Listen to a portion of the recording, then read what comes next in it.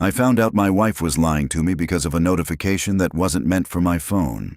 One second I was sitting on the couch after work scrolling through emails like any other Tuesday, and the next second my screen lit up with a message preview that simply said, "Miss you already. Same time next week?" It wasn't sent to me. It was synced from her tablet, which she'd left charging on the kitchen counter. My stomach dropped so hard I honestly thought I might be sick right there on the carpet. We'd been married 9 years, and in that moment something inside me whispered a sentence I wasn't ready to hear. "Michael, your life might not be what you think it is." I tried to convince myself it was harmless at first. Maybe a coworker being weird. Maybe a misunderstanding. But when I opened the tablet, the message thread didn't just exist. It kept going. Weeks of conversations, late-night jokes, little inside references I didn't understand. And the way he talked to her, casual, comfortable, like he knew her better than I did. I remember whispering out loud to an empty kitchen, "What is this?" as if the walls might answer me.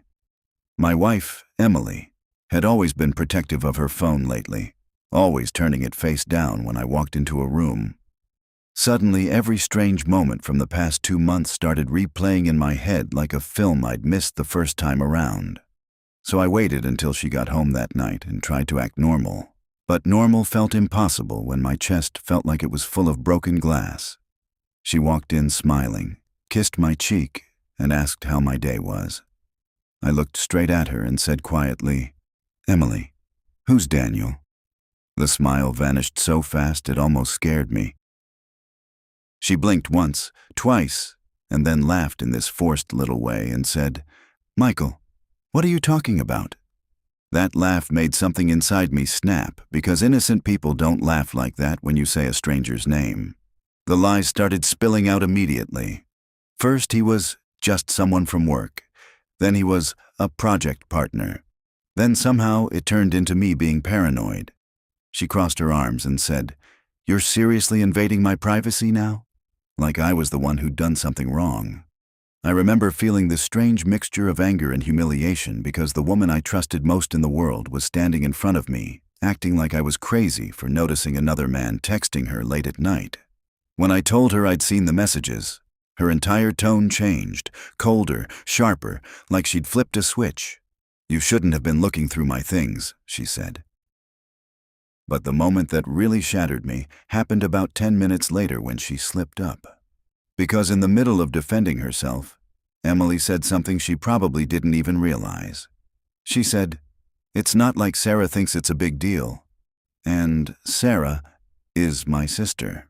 I swear the room actually went quiet when she said my sister's name.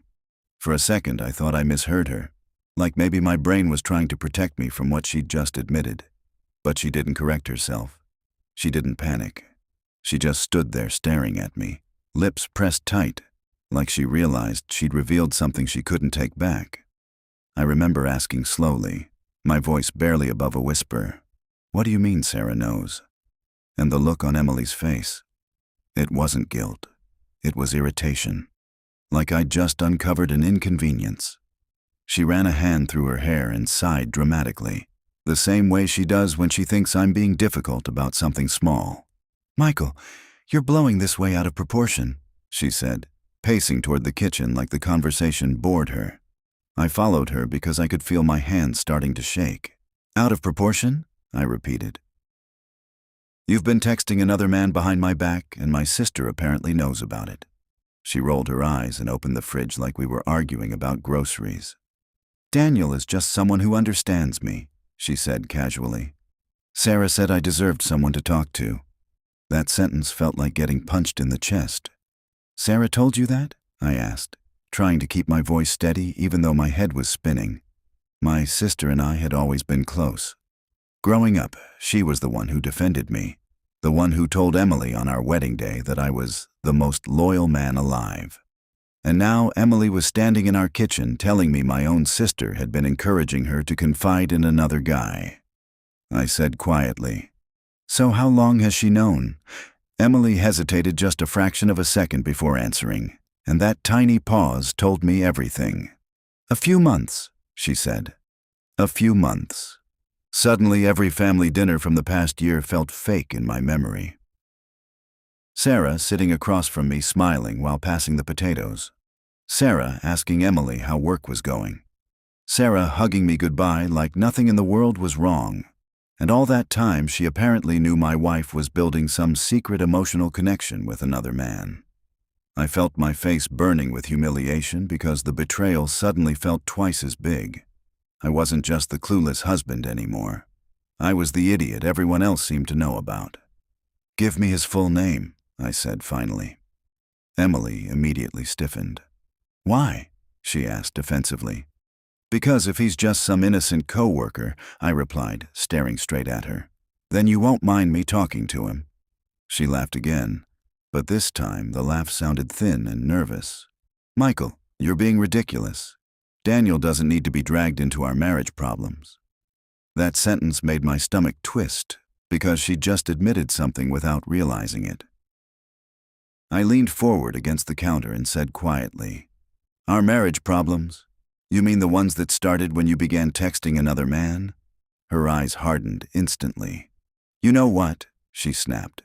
"Maybe if you actually paid attention to me instead of burying yourself in work all the time, I wouldn't have needed someone else to talk to." That was the moment the argument truly exploded. I felt anger rising in my chest, but underneath it was something worse: humiliation. Because the way she said someone else didn't sound innocent anymore. It sounded practiced, like she'd already justified this to herself 100 times before tonight. I shook my head slowly and said, "So this is my fault now?" Emily didn't answer right away.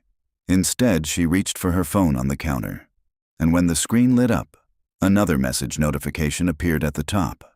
From Daniel. But the message preview didn't say what I expected. It said, "Did you tell him yet?" Sarah said it was time. I felt the blood drain out of my face when I read the message. My eyes moved across the screen again just to make sure I hadn't misunderstood it. "Did you tell him yet?" Sarah said it was time. My throat went dry as I slowly looked up at Emily, who was still holding the phone like she hadn't realized the notification had appeared where I could see it. For a few seconds, neither of us said anything. The silence in the kitchen felt heavy, like the air itself was pressing down on my chest. Then I asked the only question that made sense. "Tell me what?" Emily's expression changed instantly. The defensive attitude disappeared, replaced by something colder, something calculating. She turned the phone face down on the counter like that would somehow erase what I'd already read. "It's nothing," she said quickly. "You're reading too much into it." I actually laughed when she said that, but it wasn't a normal laugh. It came out hollow and bitter. "Emily," I said quietly, pointing at the phone, "another man just asked if you told me something, and apparently my sister thinks it's time. You want to try that answer again?" She didn't respond right away. Instead, she leaned back against the counter and crossed her arms like she was trying to regain control of the conversation. That was the moment I realized something that made my stomach twist. She wasn't panicking. She wasn't scared I'd found out. She looked annoyed that she had to deal with it tonight instead of later. Finally, she exhaled and said, "Michael, you're making this more dramatic than it needs to be." That sentence hit me harder than anything else she'd said so far. "More dramatic," I repeated slowly. "You're hiding another man. My sister is apparently involved, and now there's some secret you were planning to tell me, and I'm the dramatic one." She rubbed her temples like she was exhausted. "I was going to tell you," she muttered. "When?" I asked immediately. Emily hesitated. That pause told me the truth before she even spoke. "I don't know," she admitted quietly. Something inside me snapped right there.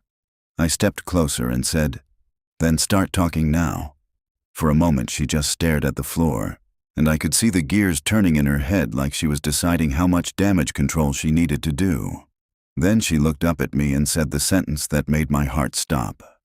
"Daniel isn't just a coworker." My chest tightened. I figured that part out already.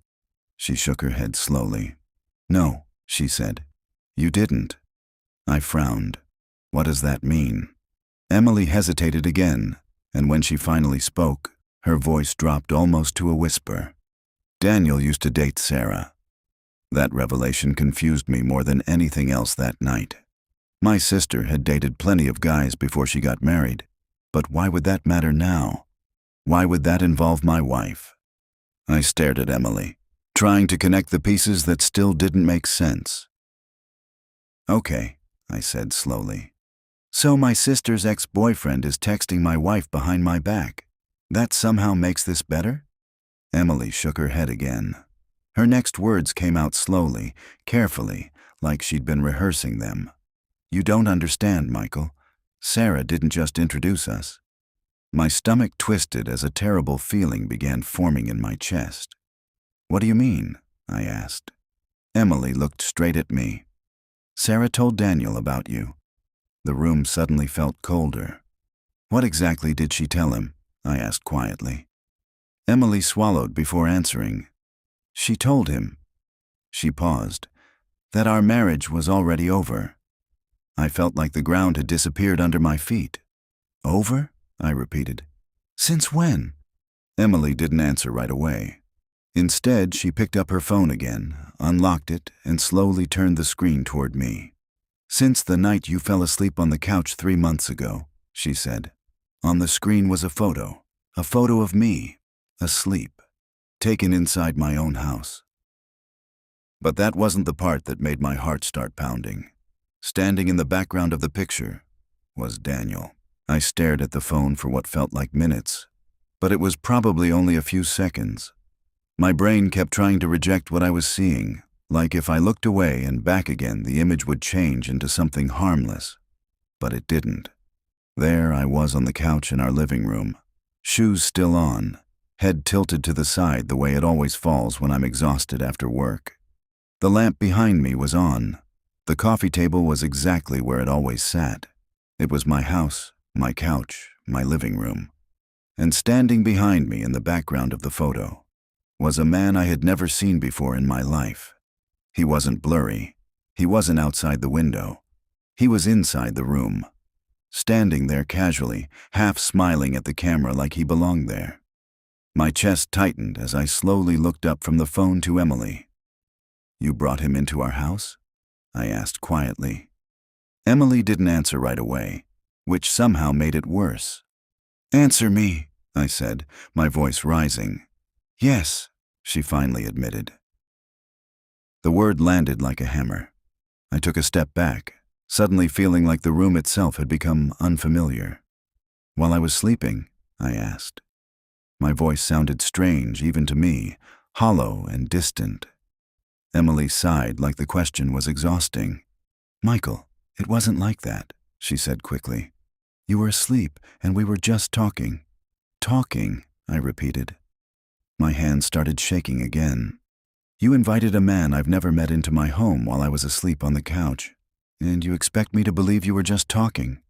Her eyes hardened immediately. "You're twisting this," she snapped. "Daniel came over because Sarah wanted us to talk things through. She thought if we all got on the same page, it would be easier when the truth finally came out." "The truth?" There was that word again. "What truth?" I demanded. Emily rubbed her forehead like she was losing patience. "Michael, I told you, I was going to explain everything." "Well, congratulations," I said bitterly. "Tonight seems like the perfect time." For a moment, she just stared at the floor. Then she picked the phone back up and scrolled through something before holding the screen out to me again. This time, it wasn't a photo. It was a message thread between her and my sister. I could see Sarah's name at the top, and the message that sat right in the middle of the screen made my stomach twist. "Sarah, you can't keep pretending forever. He deserves to know the truth about Daniel." I looked back at Emily slowly. "The truth about him?" I asked. She nodded once. My chest tightened as a terrible thought started forming in the back of my mind. "What truth?" I whispered. Emily hesitated again. Then she said something that made the entire situation feel 10 times worse. "Daniel isn't just someone I met recently." The words hung in the air between us. I felt my pulse pounding in my ears. "Then who is he?" She swallowed before answering. "He's someone from my past." I shook my head slowly. Your past how? Emily looked straight at me, and then she said the one sentence I never expected to hear from my wife. Daniel is the man I almost married before you. The room started spinning. I stared at her, trying to process what she'd just said. Almost married? I repeated. She nodded. We were together for 5 years, she said quietly. Before you and I ever met. A cold feeling spread through my chest. Then why is he suddenly back in our lives now? I asked. Emily looked away, and the hesitation in that moment told me the answer before she even spoke. Because the next thing she said wasn't just another twist. It was the kind of revelation that destroys a marriage completely. Because, she said slowly, 3 months ago, Daniel found out something about you. My stomach dropped. What did he find out? I asked. Emily took a deep breath. Then she said the words that made my entire world tilt sideways. He found out, you're not actually Sarah's brother. For a moment, I genuinely thought she was joking. The sentence was so absurd, so disconnected from reality, that my brain rejected it instantly. I actually let out a small laugh, shaking my head like someone who just heard the dumbest rumor imaginable. Okay, I said slowly. That's not funny, Emily. But she didn't laugh with me. She didn't smile. She just stood there watching me with this strange, serious expression that made the laughter die in my throat. What do you mean I'm not Sarah's brother? I asked. Emily crossed her arms again, leaning against the counter like she was bracing herself. Michael, you were adopted, she said quietly. I felt something twist in my chest. I know that, I replied immediately. My parents told me that when I was 10. That doesn't make Sarah not my sister. Emily shook her head slowly. That's not the part you don't know. The air in the kitchen suddenly felt heavier. What part? I asked. She hesitated, like she was deciding whether to go through with it now that the door was open. Then she said, Sarah isn't adopted. I frowned. Of course she isn't. She's my parents' biological daughter. What does that have to do with anything? Emily looked down at the phone still in her hand. Daniel started digging into your family history, she said quietly. At first it was just curiosity. Sarah told him you were adopted, and somehow that conversation turned into him looking up public records. My stomach tightened. Why would he do that? I asked. She shrugged slightly. Daniel works in data analysis. That's what he does. He researches things. Something about that answer didn't sit right with me. I rubbed the back of my neck, trying to keep my thoughts straight. Okay, so he looked up some records. So what? Emily lifted her eyes to mine. And he found something your parents never told you. My heart started beating faster. What? She took a deep breath before answering. The hospital records from the year you were born. I stared at her. And? Emily hesitated again. Michael, the adoption papers you were shown when you were a kid weren't real. For a second, my brain stopped processing words entirely. Not real? I repeated. She nodded slowly. They were altered. My mouth went dry. Altered how? Emily swallowed. Because the couple who adopted you, she said carefully, weren't actually your adoptive parents. The room fell completely silent. I blinked at her, certain I had misunderstood. What are you talking about? I asked. Her voice dropped even lower.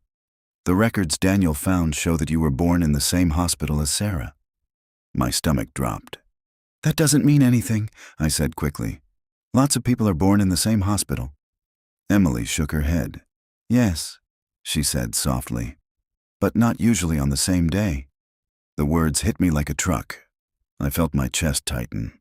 Same day? She nodded once. Michael, she said quietly, you and Sarah were born only 43 minutes apart. The world suddenly felt tilted.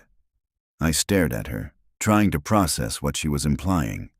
That's impossible, I said. Emily didn't respond immediately. Instead, she unlocked her phone again and opened a document. Then she slowly slid the phone across the counter toward me. Daniel ordered the hospital archive report, she said. My hands trembled as I looked down at the screen. 2 names were listed on the birth record. Baby A, Sarah Whitmore. Baby B, male, Michael Whitmore. My breathing became shallow. That's my parents' last name, I whispered. Emily nodded slowly. Yes. I looked up at her, my heart pounding in my ears. What does that mean? She hesitated before answering. Then she said the sentence that made my knees feel weak. It means you weren't adopted, Michael. I swallowed hard. Then what happened? Emily looked straight into my eyes. And her voice was barely above a whisper when she said it. It means you and Sarah were born as twins. But before I could even process that possibility, she added one final sentence that made everything even worse. And Daniel thinks your parents hid the truth on purpose. I don't remember sitting down, but suddenly I was in a chair at the kitchen table staring at the phone like it might explode. Twins. The word kept echoing in my head like a broken record. Sarah and I had grown up together our entire lives. Same house, same parents, same birthdays. But never once had anyone ever used the word twins.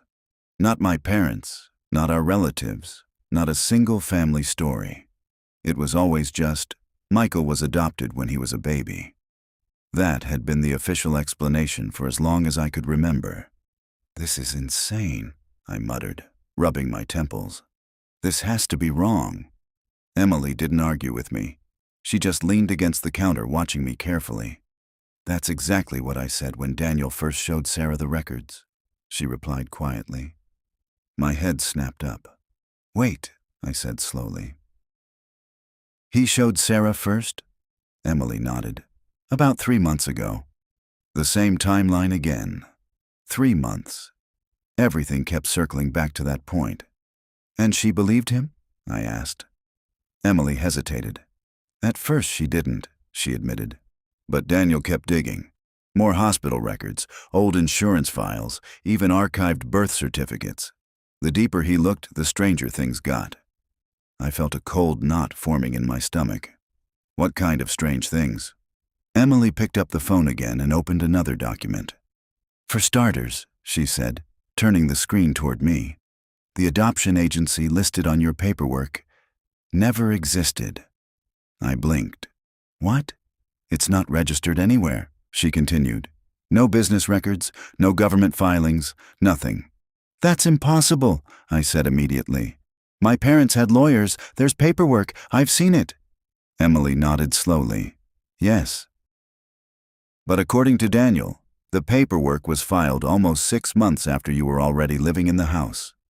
My chest tightened. That doesn't make sense. I know, she said softly. For a moment, neither of us spoke. I looked down at the birth record again. Baby A, Sarah Whitmore. Baby B, Michael Whitmore.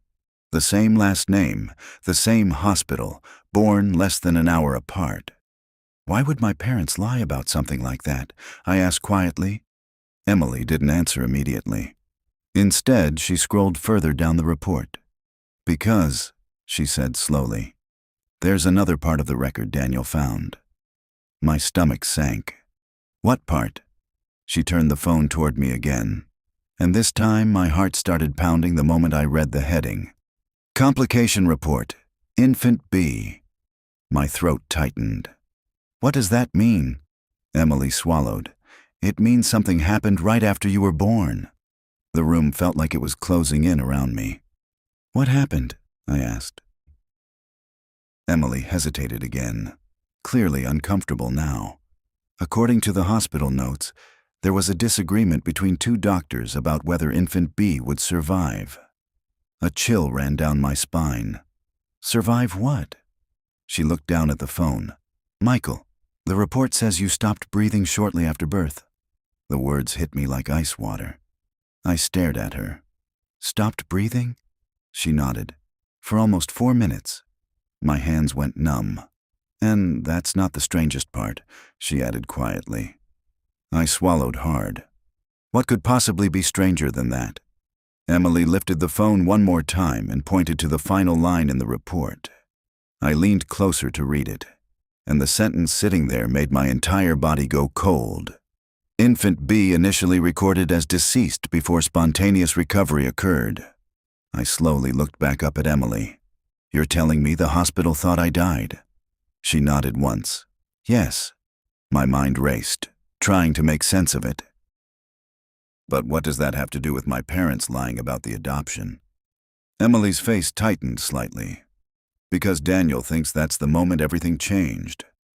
My pulse started hammering again. "What do you mean?" She hesitated before answering. Then she said something that made the room feel even colder than before. "Michael, according to Daniel's theory, your parents weren't trying to hide an adoption." I stared at her. "Then what were they hiding?" Emily took a slow breath. And then she said the sentence that made the hair on the back of my neck stand up. "He thinks they were trying to hide what really happened in that delivery room." I sat there staring at the report while my thoughts spun in circles that made less and less sense the longer I looked at it. A baby stops breathing for 4 minutes, gets recorded as dead, and then suddenly starts breathing again? That sounded like something out of a bad medical drama, not something that actually happened to me. I rubbed my face with both hands and said quietly, "Emily, babies stop breathing sometimes. That doesn't mean there's some big secret conspiracy." But even as I said it, something inside me felt uneasy. Because if it was just a normal complication, why would my parents lie about it for 30 years? Emily didn't answer immediately. Instead, she walked over and sat down across from me, her elbows resting on the table. For the first time that night, she didn't look defensive or angry. She looked nervous. "That's exactly the question Daniel started asking," she said. I sighed heavily. Of course he did. She continued anyway. "At first, he thought the hospital might have mixed up paperwork, but when he requested the full archived file, the nurse's notes didn't match the doctor's report." My eyes lifted slowly. "What do you mean they didn't match?" Emily slid the phone closer again. "The nurse who assisted with the delivery wrote something different in her handwritten notes." I leaned forward. "What did she write?" Emily swallowed. "She wrote that infant B cried after birth." I frowned. "Okay. Isn't that normal?" She shook her head slowly. "Yes," she said. "But according to the doctor's report, you never cried." A strange chill crawled up my spine. "That's probably just a mistake," I said quickly. Emily didn't look convinced. "Maybe," she replied. "But the nurse wrote something else underneath it." My stomach tightened. "What?"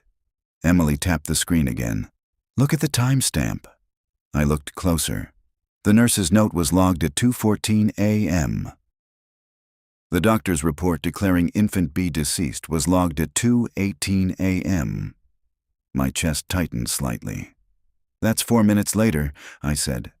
Emily nodded slowly. "Yes." Neither of us spoke for a moment. Then she said quietly, "Which means the nurse heard you cry. And 4 minutes later, the doctor said you were dead." The room felt colder again. "That doesn't make sense," I said. "I know." I leaned back in the chair, trying to piece the timeline together. "So what? Daniel thinks the doctor made a mistake." Emily shook her head slowly. "No."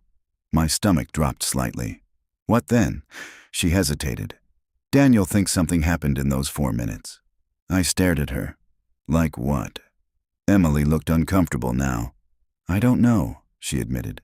But when he looked into the doctor who signed the report, things got even stranger. My heart skipped slightly. "What do you mean?" Emily pulled up another document.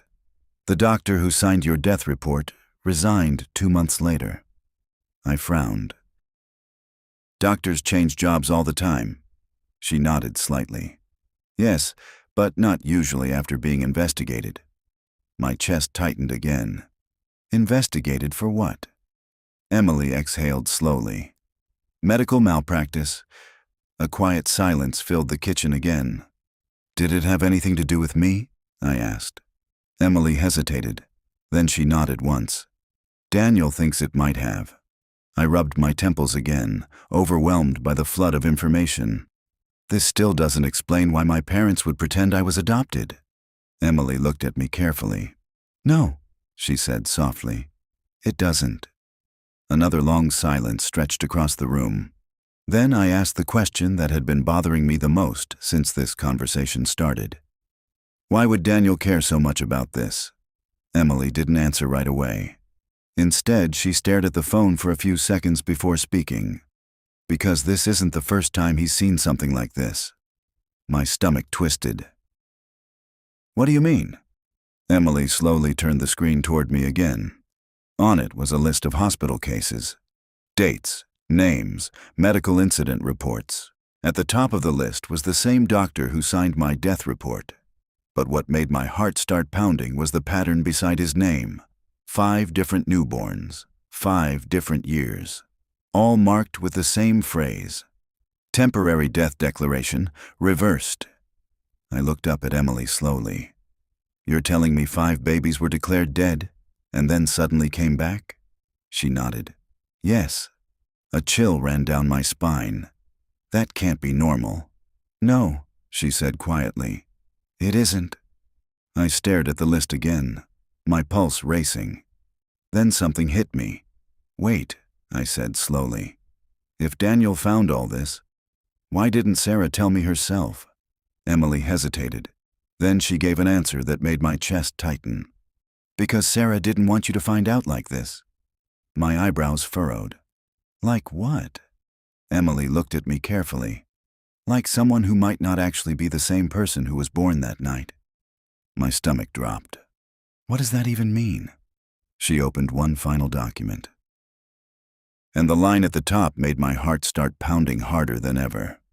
Unresolved case. Infant identity discrepancy. Emily whispered quietly. Daniel thinks the baby who came home from the hospital might not have been the same baby who was born there. For a long moment, I couldn't even speak. The words sat in my head like a puzzle that refused to fit together. The baby who came home might not have been the same baby who was born. I stared at Emily, waiting for her to laugh or admit this whole thing was some insane misunderstanding. But she didn't. Her face stayed serious, almost uneasy, like even she wasn't sure how much of this she actually believed anymore. That's ridiculous, I finally said, my voice sounding weaker than I wanted it to. Hospitals don't just swap babies and nobody notices. Emily didn't argue. Instead, she slid the phone a little closer. Look at the timestamp on the recovery report, she said quietly. I looked down again. Infant B. Spontaneous recovery recorded at 2:22 a.m. But underneath it was another line Daniel had highlighted in red. Infant B transferred to neonatal observation room, 2:20 a.m. I blinked. Wait, I said slowly. How could I be transferred to observation at 2:20 if they recorded me breathing again at 2:22? Emily nodded slightly. That's the part Daniel couldn't explain either. My chest tightened. That means the timeline doesn't even make sense. Exactly. For a moment, the only sound in the room was the low hum of the refrigerator. Then another thought hit me. If Daniel thinks something happened in those 4 minutes, I said slowly, why bring it up now? Why drag you and Sarah into it? Emily looked down at the table. Because he thinks he finally figured out what happened. My stomach twisted. And what does he think happened? She hesitated again. Then she said something that made my pulse start racing. He thinks there were 2 babies in that observation room. I frowned. There were 2 babies, I said. Me and Sarah. Emily shook her head. No, she whispered. 2 boys. The air left my lungs. What? She turned the phone again. This time it was another archived hospital note. Neonatal intake log, 2:20 a.m. Infant B transferred to observation. Infant C transferred to observation. My eyes locked on the second line. Infant C? I whispered. Emily nodded slowly. There's no record of that baby ever leaving the hospital. A cold feeling spread through my chest. So where did that baby go? I asked. Emily looked at me carefully. That's exactly what Daniel has been trying to figure out. I leaned back in the chair, my mind spinning. Okay, even if that's true, What does that have to do with me? Emily didn't answer immediately. Instead, she stared at the table for several seconds before speaking. Because according to Daniel's theory, one of those babies didn't survive. The room felt suddenly silent again. And the other one did, I said. She nodded slowly. Yes. My throat felt dry. So he thinks the hospital mixed them up? Emily looked up at me. No? My chest tightened. Then what? Her voice dropped almost to a whisper. He thinks the wrong baby was declared dead. The words hung in the air like a storm cloud. I stared at her. And you believe that? Emily shook her head slightly. I don't know what to believe. Neither of us spoke for several seconds. Then another thought hit me, one that made my stomach twist again. Emily, why would Daniel care this much about some random hospital case from 30 years ago? Her eyes flickered slightly. That hesitation again.